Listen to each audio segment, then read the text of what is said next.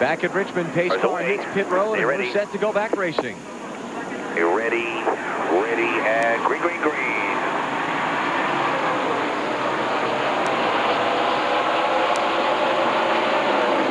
Ricky Rudd trying to get 9th from body to body. Looks like that's going to happen as they exit turn 2. Here's a challenge up front as Rudd completes that pass. Rusty Wallace taking a peek at Jeff Gordon.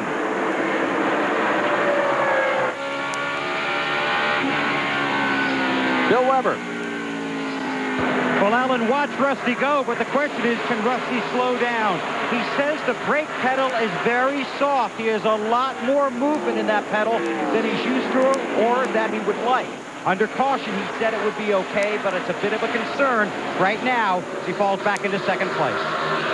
How about Ron Hornaday, the 14 car? Started 10th in the Conseco car, just took 4th spot away from Ward Burton. Clear by 3, single file. And Hornaday already moving to the top of the racetrack. Well, maybe that's his advantage in the early going. There's a team that needs something good to happen for him tonight. 30th or worse in 12 of the last 15 races. This is on board the Conseco Pontiac. And I really fear for these bumper cameras. Hey, the way he talks about these things, it's like he's carrying the note on him or something. Oh, battle for the lead. Rusty drives on the inside of Jeff Gordon.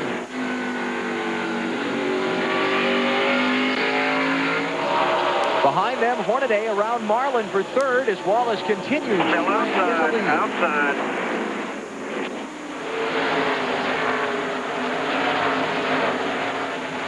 The Richmond Master to the front.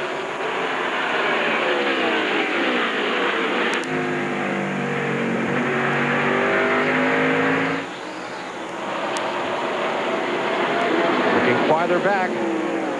Dale Jr. trying to get a spot from body to body. Bobby slipping back. So Junior's now in the 9th position.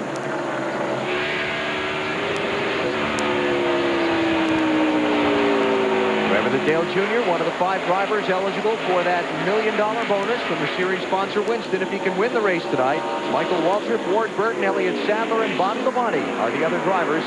You can note them easily on the racetrack by the bright orange rear spoilers on the backs of the cars. That's kind of the signifier for the fans in the stands here and folks watching on TV.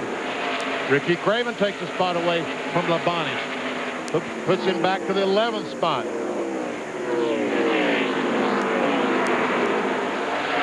Stacy Compton next up in line behind Bobby to try and take a position away. And Ricky Rudd working on Casey Atwood for 7th. Got him. Rudd's picked up a few spots here in the opening laps. Started in 9th. He's now 7th. But no one has picked up the spot. Ron Hornaday. Well, maybe Tony Stewart. Of course, he's only picked up about 4.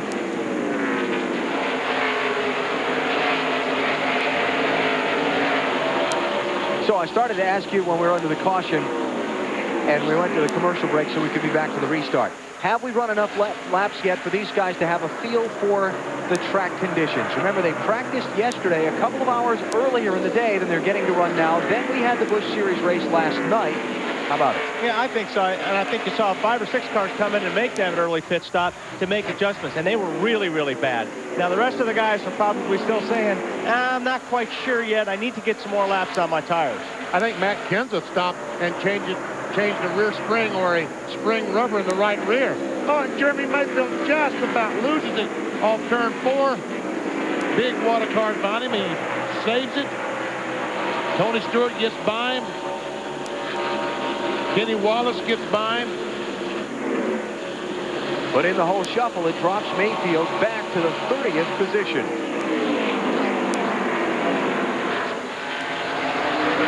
Though he's still got a race car with all the fenders on it at this point.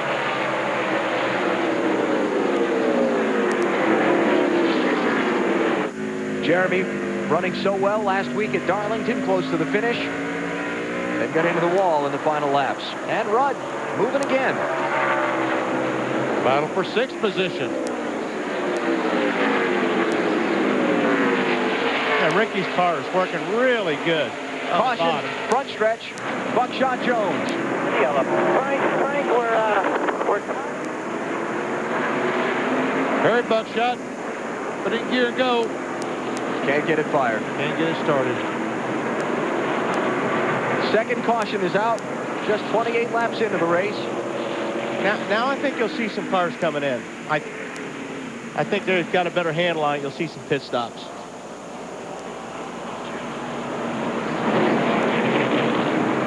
Well, we're going. Wow. Got some raw fuel in that pipe there, BP. Yes, it does. As he was spinning around, if it'll start, all that flame will go away. Finally, it did start. But one thing, had to start, is going to burn up. Yeah. Catch the grass on fire or something there. All right, let's see. Lead cars, just Jeff Burton is coming in. Jeff in 6th position. I think you'll see a lot of cars towards the back come in. Next one back is going to be Joe Nemechek in 19th, Mark Martin in 20th, and a lot of the cars from them on back. So of the top 20, only one coming into pit. Marty? Yeah, Jeff Burton, and he was just complaining that the car was tight. They're obviously going to give up a lot of track position here, but they think they are much better on the longer runs, and they think that's going to be the key tonight. Let's go to Matt Yoakum.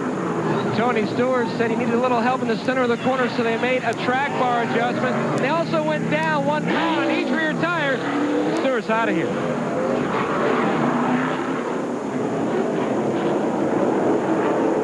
Dale Jarrett in. Good. So 19 of the top 20 stay on the track. Only 6th place Jeff Burton comes in, and then those in the back half of the field. Different tire strategy schedules already. We'll see how that plays out when we come back. Back in Richmond as the green flag waves, and we're underway once again. Rusty Wallace, Jeff Gordon, and Ron Hornaday, the top 3. And check Hornaday out. He likes this running up front, doesn't he? Telling you what, that car's working good up there for him. 2nd place. Go around the outside of Jeff Gordon. That's not exactly easy to do.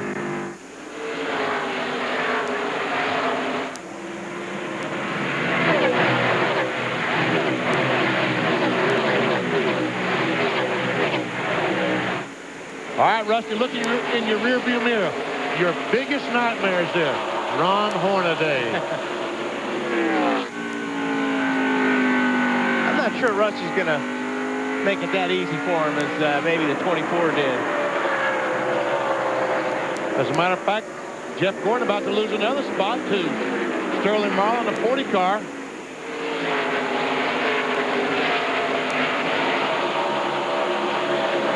Farthest forward any of the drivers who pitted under the car. Oh, contact.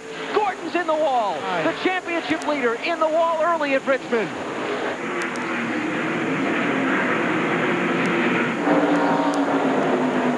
Back hard. Right rear corner, left rear corner. What a big moment that is. Wow. Boy. Lap 35 at Richmond. The point leaders in the wall. Racing for 3rd with Sterling Marlin. Like garage, bro. Down here, we'll come to that opening. Except for the last opening there.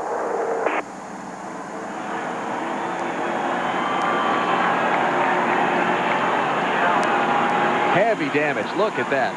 Plenty of room. Okay, guys, just remember our drills. Let's get it fixed and get all we can out of this thing.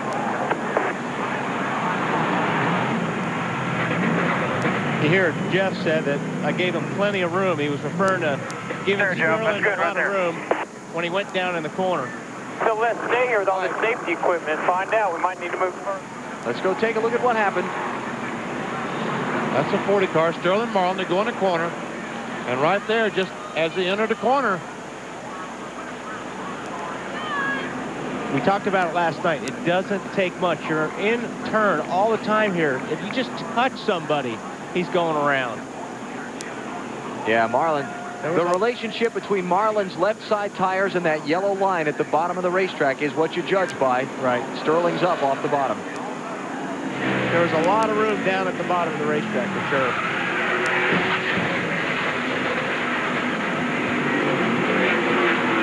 And I'll tell you another thing happens. Not saying it happened this time. Just watch here. When you're racing a guy getting down in these corners, you drive in a little bit harder than you normally would. And when you get in there and you get hard on the brakes, the car will push up the racetrack a little bit. I'm not saying that's what's happened, but it does happen here a lot. Dave Burns? Let me illuminate you just a little bit. Right before, just when we went back to green, Sterling was reporting it on his radio that he had what he called a late push. In other words, he would drive in hard, and then late in the turn through the corner, the car would push on him. He also radioed in after the incident. He said he just slowed down a little bit, and I got up into him. So, caution out, third time already in just 37 laps in this race, and it's the championship leader who's behind the wall with heavy damage.